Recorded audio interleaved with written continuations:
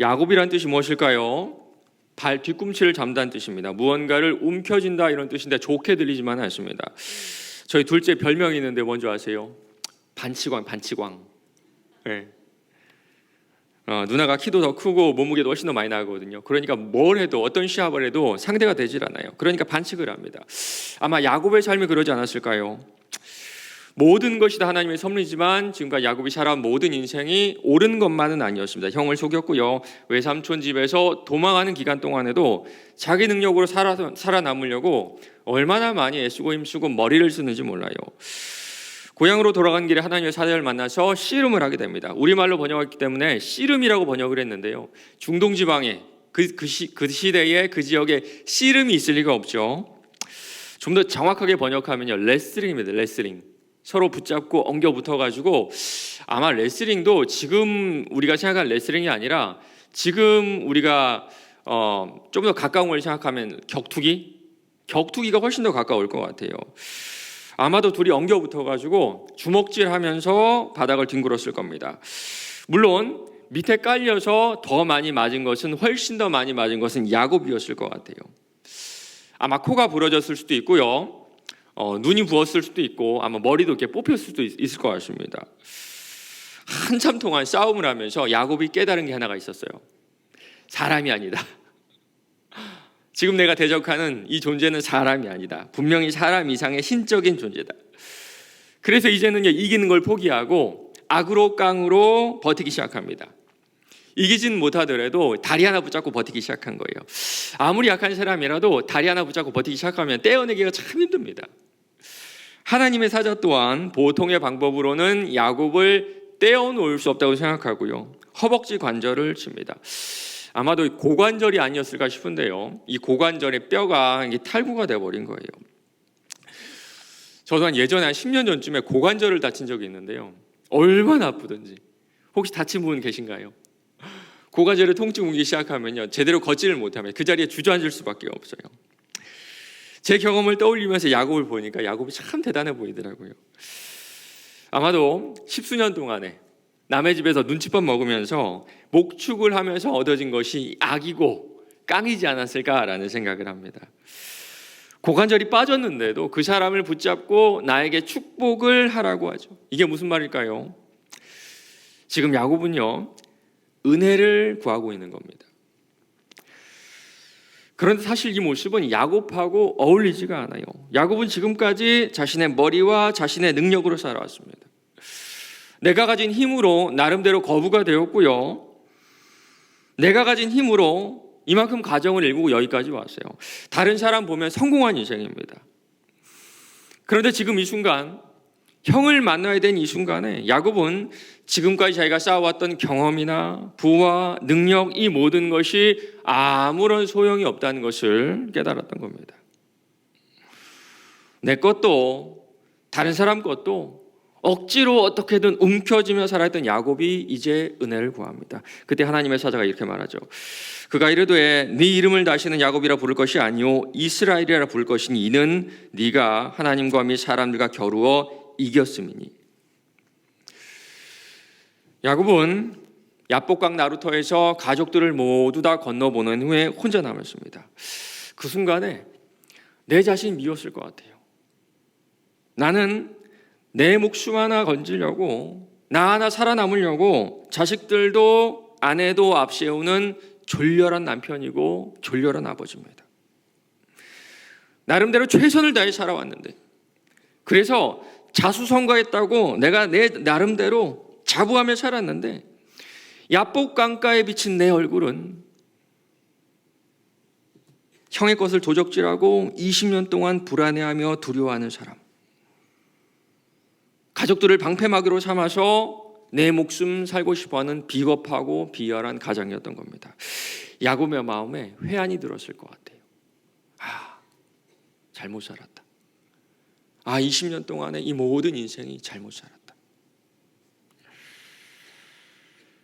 아무도 없었던 그 강가에서 지금까지 내 힘으로만 살았던 인생에서 하나님의 은혜가 필요함을 절절하게 깨달았던 겁니다. 형이 내선 어떨까요? 20년간 용서가 됐을까요? 내 것을 모두 다 가져간 동생, 그리고 사과 한마디 없이 도망가 버린 동생. 1절 보면요, 에서가 400명의 장정을 거느리고 야곱에게로 오죠. 마중이라고 보기 힘들지 않을까요? 도리어 공격하기 위함이 아니었을까요? 이 성경에 나오진 않지만 어머니 리브가와의 관계도 끊어졌을 것 같습니다. 야곱을 더 사랑한 리브가가 이 모든 사건을 꾸몄잖아요. 야곱 때문에, 내 동생 야곱 한 사람 때문에. 어쩌면 어머니와 화해하지 못하고 리브가는 임종을 맞이했는지도 모릅니다. 20년간의 한을 품은 에서가 400명의 장정을 데리고 지금 야곱에게 달려옵니다. 요셉도 이것을 알고 자신의 가족들을 배치한 거예요. 여종들과 그의 자식들은 앞에 두고 레아와 그의 자식들은 다음에 두고 라헬과 요셉은 그 뒤에 두고. 그런데 하나님과 씨름한 후에 그 하나님의 은혜를 받은 야곱이 달라진 게 하나가 있었습니다. 지금까지는 자신이 행렬의 가장 뒤에 있었어요. 아내가 죽어도 자식이 죽어도 나 혼자 는 살아남겠다. 모두 다 방패막이를 삼더라도 나는 살겠다. 그런데 지금 그가 가장 앞으로 나갑니다. 그리고 맞은편에 있는 에서에게 7번 절을 하고 그에게 가까이 걸어가기 시작해요. 사랑하는 성도 여러분, 이것이 바로 야곱이 받은 축복입니다. 이것이 바로 야복강가에서 야곱이 하나님께 받은 모습, 축복이에요. 머리를 쓰고 내 힘으로 아등바등 살아남으려던 인간 야곱이 은혜를 받았습니다. 나 하나 살아남으려고 내 아내도 앞에 세우고 내 아들도 앞에 세우면서 내 목숨을 지키려 했던 야곱이 은혜를 받고 가장 앞으로 가요. 이것이 바로 하나님을 만난 은혜, 이것이 바로 브니엘의 은혜입니다. 그러므로 야곱이 그곳 이름을 브니엘이라 하였으니 그가 이르기를 내가 하나님과 대면하여 보았으나 내 생명이 보존되었다 함이더라. 어떤 모습으로 걸어갔을까요? 어젯밤에 하나님의 사자와 싸우다가 허벅지 관절이 끝났죠. 엄청난 통증과 함께 다리를 절면서 다리를 질질 끌면서 걸어갔을 겁니다. 얼굴은 하도 맞아가지고 엉망이 됐고요. 옷은 다 찢겨지지 않았을까요? 그동안 세월이 흘러가지고 멍들지 않은 얼굴에도 세월의 흔적이 보입니다. 이런 동생이 나에게 절을 하고 쩔뚝쩔뚝 걸어와요. 순간 에서의 마음에 긍휼함이 생기지 않았을까요?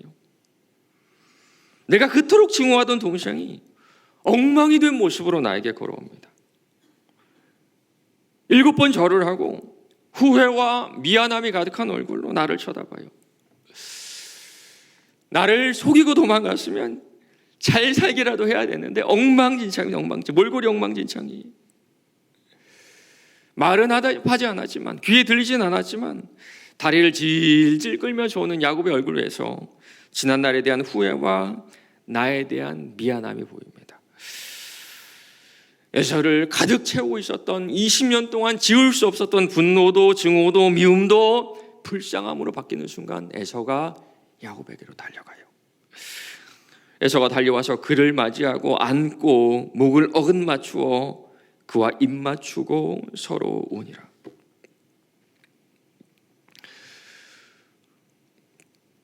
오늘날 수많은 관계들이 깨져 있습니다. 부부의 관계, 부모 자식 간의 관계, 형제들의 관계가 깨져 있어요. 대부분의 이유는요, 오늘 야곱과 에서를 싸우게 만들었던 돈으로 대표하는 축복이죠. 돈은요, 아무리 피를 나눈 사이라고 해도 단칼에 잘라버립니다. 교회 안에서도 관계들이 깨져 있음을 봐요. 마치 폭발하기 직전의 화산과 같은 그런 관계들을 참 많이 봅니다. 그래서 사소한 문제에도 악한 감정들이 쏟아져 나와요. 왜 그럴까요? 왜 이런 감정들이, 이런 관계들이 회복되지 않을까요? 법적인 조정이 없어서 그럴까요? 저 사람이 정말 나빠서 그럴까요? 아니면 저 사람이 나에게 숙이고 들어오지 않아서 그럴까요? 그럴 수도 있습니다. 분명히 그럴 수도 있어요. 그러나 오늘 말씀은 우리에게 분명히 말해줍니다. 은혜가 없습니다. 우리 안에 은혜가 없습니다. 은혜가 없습니다. 우리 안에 은혜가 없어요. 은혜가 무엇입니까? 자격 없는 나에게 조건 없이 베풀어 주시는 하나님의 사랑이죠. 그래서 은혜 받은 사람은 똑같이 행동합니다. 은혜 받고 나면 나를 대적하는 저 사람도 조건 없는 사랑과 조건 없는 용서가 필요한 사람이라는 사실이 보이거든요. 사실 나와 관계가 끊어진 그 사람의 형편을 살펴보면요, 참 불쌍하지 않나요?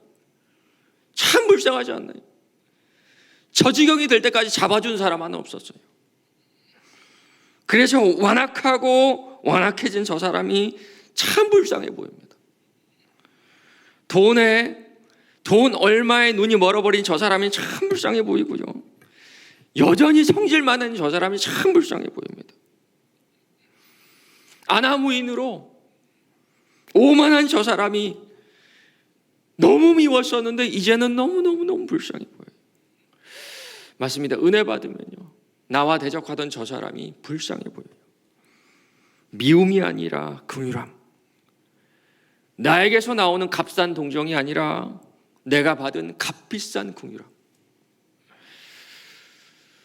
은혜로 형을 바라본 야곱은 이렇게 말합니다. 내가 형님의 얼굴을 배운즉 하나님의 얼굴을 본 것 같사오며 두려워하던 형의 얼굴에서 브니엘의 은혜를 발견합니다. 맞습니다. 회복은 은혜로부터 시작합니다.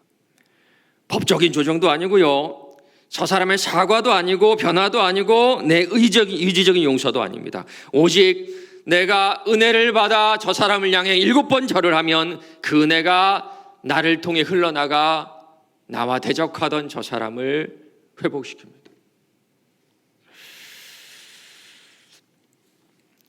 혹시 여러분 가운데 관계로 어려움을 겪는 분이 계십니까? 주님, 저 정말 억울합니다. 하나님, 저 못 살겠어요. 하나님, 저 사람 보고 싶지도 않아요. 주님, 제가 교회를 떠나든지 주님, 저 사람이 교회를 떠나게 해주세요. 인간적인 마음으로 당연합니다. 아마 우리 모두가 어려운 관계 속에서 이렇게 기도하는 거 공감할 거예요. 그러나 하나님 기뻐하지 않으십니다. 하나님의 방법이 아닙니다. 대신에 이렇게 기도해 보는 건 어떨까요? 하나님, 은혜 받게 해주세요. 주님, 은혜 받게 해주세요. 하나님, 제가 은혜 받았던 데가 기억도 나질 않습니다. 제가 학창시절에 은혜 받았던 것 같아요. 제가 처녀 때 은혜 받았던 것 같아요. 제가 총각 때, 결혼 전에 은혜 받았던 것 같아요. 저에게 은혜 좀 주세요. 나를 한없이 불쌍히 여기신 그 은혜를 제가 충만히 받게 주님 도와주세요.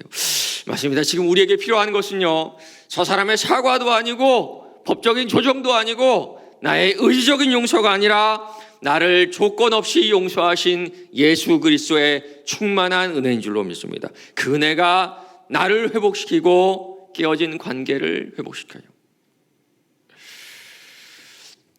오늘 말씀을 통해서 한 가지를 적용하려고 합니다. 이 시간 기도할 때 야곱의 심정으로 한번 기도해 보시길 바라요. 그가 이르되 날이 세려하니 나로 가게 하라. 야곱이 이르되 당신이 내게 축복하지 아니하면 가게 하지 아니하겠나이다. 하반기를 시작하는 특별 새벽 예배고, 이 특별 새벽의 새벽 예배 마지막 날입니다. 지난 상반기 동안에 내 힘으로 아등바등 살려고 했다면 하반기에는 하나님 은혜로 살게 해주세요. 하나님, 내가 은혜로 살게 해주셔서 기도하시기 바랍니다. 내 힘으로 살려고 했더니 남는 것은 불안함이 아니던가요? 내 머리로 살려고 했더니 남는 것은 깨져버린 관계가 아니던가요? 남은 4개월은 은혜로 살게 해달라고 기도하시기 바랍니다. 주님, 오늘 이 시간 은혜 주시지 않는다면 내가 이 자리를 떠나지 않겠습니다. 내 식어버린 마음을 당신의 은혜로 가득 채워주세요.